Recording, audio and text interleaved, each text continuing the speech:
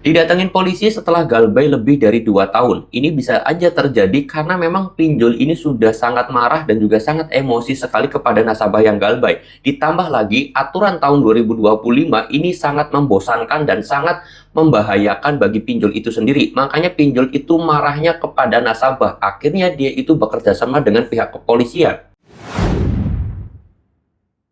Assalamualaikum warahmatullahi wabarakatuh teman-teman semuanya. Pada kesempatan video kali ini saya ingin membahas sebuah kisah nasabah yang didatengin polisi setelah galbay lebih dari 2 tahun. Apakah ini bisa terjadi atau mungkin ini hanya skenario dari pinjol itu sendiri? Karena memang kita tahu sendiri lah ya bahwasanya pinjol bisa aja sangat marah, sangat emosi, sangat geram terhadap nasabah yang galbay. Ditambah lagi aturan tahun 2025 itu sangat tidak mengenakan untuk pihak pinjol. Dari mulai penurunan bunga, penurunan suku denda keterlambatan, terus kemudian pihak asuransi dan juga pengetatan terhadap pinjol. Apakah benar pinjol tersebut sudah bekerja sama dengan pihak kepolisian agar nasabah tersebut jera, agar nasabah itu semakin takut terhadap yang namanya galbay, hingga akhirnya nasabah-nasabah berikutnya itu tidak melakukan galbay lagi. Ini bisa aja skenario itu bisa dilakukan oleh pinjol, karena kan ya bisa membuat nasabah tersebut takut akhirnya ke depannya itu terhadap yang namanya galbay. Contoh, misalkan oke lah saya bayar kepolisian berapapun itu, terus kemudian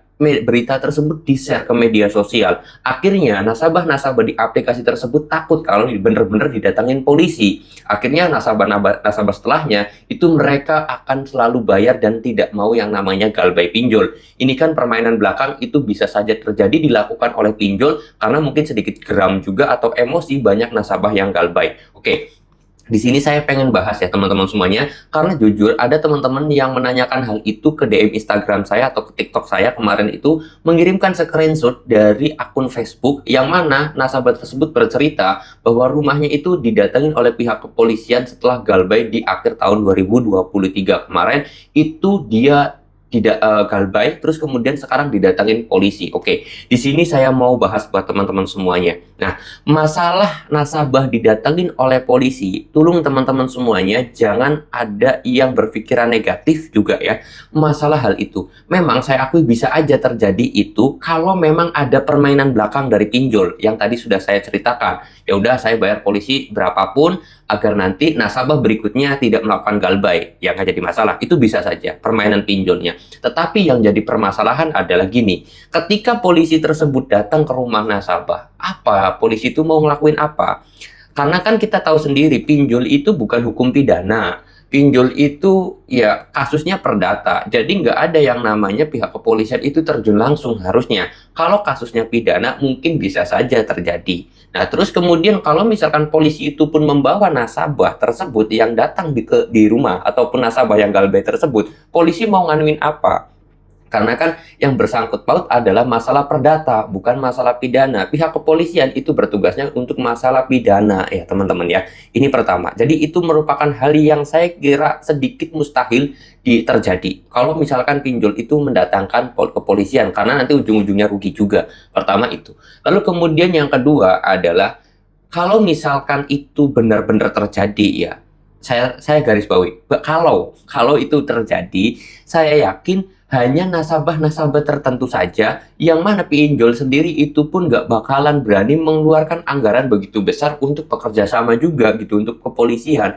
Misalkan ada di daerah Jakarta ada berapa ribu orang yang galbay di pinjol tersebut.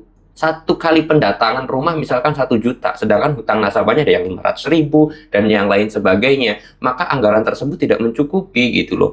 Ya kan? Itu yang kedua, teman-teman. Nah, terus kemudian masalah yang terakhir adalah kalau menurut saya, prediksi saya adalah postingan seperti itu di media sosial, terus kemudian hal-hal yang bisa menakuti diri kalian itu adalah dua kemungkinan. Pertama, dari pihak pinjolnya yang menyamar sebagai nasabah atau pihak joki yang menyamar sebagai nasabah. Jadi ya bisa aja kan seorang pinjol, orang-orang pinjol, admin pinjol itu membuat postingan di Facebook, waduh saya galbay nih di tahun 2022 kemarin, sekarang rumah saya didatangin polisi. Waduh, saya jadi takut nih kalau kayak gini, mohon sarannya dong suhu. Itu membuat postingan seperti itu, jebret. Saya galbay di aplikasi ini. Padahal dia sendiri adalah admin dari pinjol itu sendiri. Akhirnya kalian kan seolah-olah takut, seolah-olah benar itu adalah nasabah aplikasi A, yang mana dia itu datangin polisi, kalian akhirnya percaya. Padahal itu adalah skenario permainan dari pinjol sendiri agar kalian itu takut. Ya nggak bisa aja. Dan kemudian kalian akhirnya takut nih galbay di aplikasi A karena sudah ada korban bahwasanya dia didatangin polisi. Akhirnya kalian nggak mau galbay di aplikasi tersebut dan akhirnya kalian melakukan gali lubang tutup lubang. Itu yang jadi masalah, teman-teman. Lalu kemudian bisa aja pihak joki yang menyamar sebagai nasabah.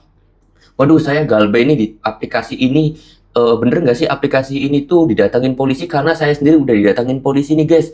Tolong ada yang bisa bantu nggak ya? Soalnya kemarin tuh saya coba hapus data, sekarang udah nggak dihapus, datanya sudah berhasil, saat datanya sudah hilang, sudah didatangin polisi lagi. Postingan tersebut bisa diposting ke media sosial, jebret. Akhirnya banyak orang percaya bahwa pinjol tersebut didatangin polisi. Akhirnya kalian itu percaya bahwasanya ada jasa yang bisa menghapus data kalian dan akhirnya kalian tertipu oleh jasa joki tersebut. Oke, jadi ini semuanya bisa aja permainan belakang dari hal-hal yang negatif tersebut. Oleh sebab itu, saya mohon kepada teman-teman semuanya, cobalah berpikir lebih jernih lagi, lebih cerdas lagi, jangan terpercaya atau jangan mudah percaya terhadap berita-berita yang kalian lihat di postingan media sosial. Karena banyak sekali postingan media sosial itu yang menipu.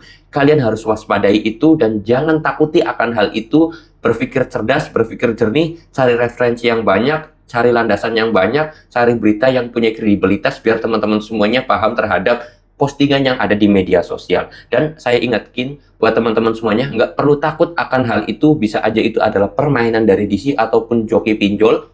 Dan yang saya titipkan pada teman-teman semuanya, yang kalian takuti adalah ketika kalian itu tidak punya rezeki, kalian sedang berusaha mencari rezeki, tapi kalian lupa terhadap sang pemberi rezeki. Itu yang harus kalian waspadai, itu yang harus kalian takuti. Percuma kalian mencari rezeki, tapi lupa terhadap sang pemberi rezeki, itu menjadi sebuah masalah yang besar. Saya mau tutup dulu video ini dengan kata Assalamualaikum warahmatullahi wabarakatuh.